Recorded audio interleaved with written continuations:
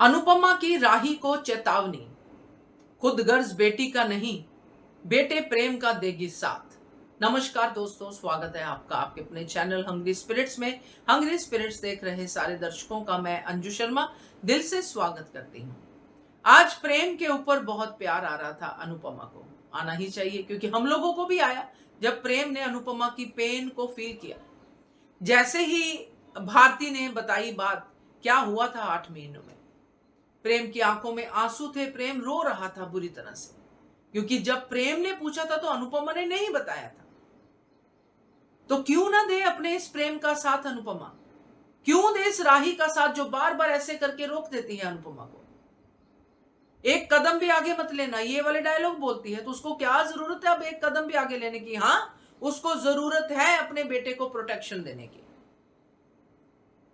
तो राही ने इस चेतावनी को सीरियसली नहीं लिया, सुना ही नहीं, मगर आने वाले समय में जरूर सुनेगी क्योंकि हालात राही के फेवर में नहीं रहने वाले हैं।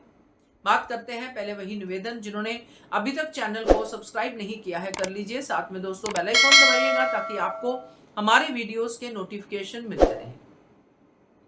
क्या कह रही थी राही कि मेरे देवर को तो छीन लिया, मेरे पति को तो बख्श दो। क्या कोई बेटी अपनी मां को ऐसा डायलॉग बोल सकती है? क्या ये एक डायलॉग अगर आप आते जाते कहीं से सुन लेते हो कि कोई बेटी अपनी मां को ऐसी बात कह रही है, तो इस डायलॉग का क्या मतलब बनता है? बहुत ही नॉनसेंस मतलब बनता है। मगर राही के मुंह से ऐसे डायलॉग ऐसे गिरते हैं जैसे मुंह से उसके कांटे बिच्छू सब गिर रहे हो और उसको पता भी ना हो कि मैं कांटे बिच्छू गिरा रही हूं। बड़ी ही आराम से ऐसे डायलॉग बोल जाती है। इस डायलॉग पे प्रेम के रिएक्शन क्या थे? प्रेम बहुत ज्यादा विचलित हो गया, बहुत ज्यादा रो रहा था कि ये बोल क्या रही है राही।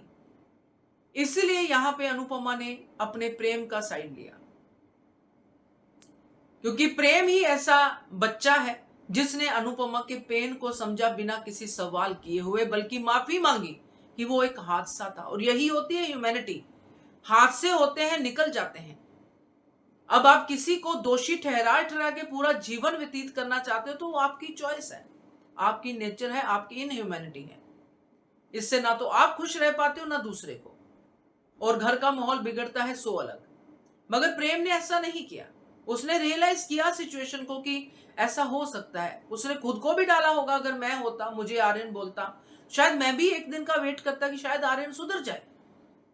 हर कोई करता, ख्याति खुद करती, मगर ये किसी को सोचना नहीं है। सिर्फ प्रेम ने ही सोचा और प्रेम ने अनुपमा से माफी मांगी कि मुझसे भी गलती हो गई। ऐसे प्रेम का साथ क्यों ना दे अनुपमा, और ऐसी बेटी को क्यों ना चेतावनी दे कि प्रेम अनुज की तरह है, और अगर मेरे प्रेम को कुछ हुआ तो मैं, जो भी अनुपमा ने डायलॉग बोला, प्रेम का साथ दूंगी। तो ये होगा दोस्तों, क्योंकि अल्टीमेटली राही की ये बकवास वाहियात नेचर जो है, जो बेगैरत नेचर है, ये इसको इसी कैटेगरी में खड़ी करेगी, क्योंकि इसने खुद अनुपमा के साथ ऐसा किया है। जिसने अनुपमा से उसके अनुज को छीना है, उससे उसका प्रेम छिनेगा और अनुपमा देगी प्रेम का साथ, क्योंकि उसको पता है कि मेरा प्रेम गलत नहीं है, ये राही ही गलत है। तो अब इस गलती की, ऐसी चेतावनी की अगर ये जो है खामियाजा नहीं भुगते तो फिर क्या ही कहना, क्योंकि कान्हा जी भी तो देख ही रहे हैं ना। तो अब जैसे राही की जो है उल्टी गिनती तो शुरू हो गई है। अपनी माँ की और बातें चाहे सीरियसली ना ले, मगर इस चेतावनी को जरूर सीरियसली ले। क्या कहते हो आप, कमेंट कीजिएगा। देखते रहिए channel hungry spirits. Thank you so much.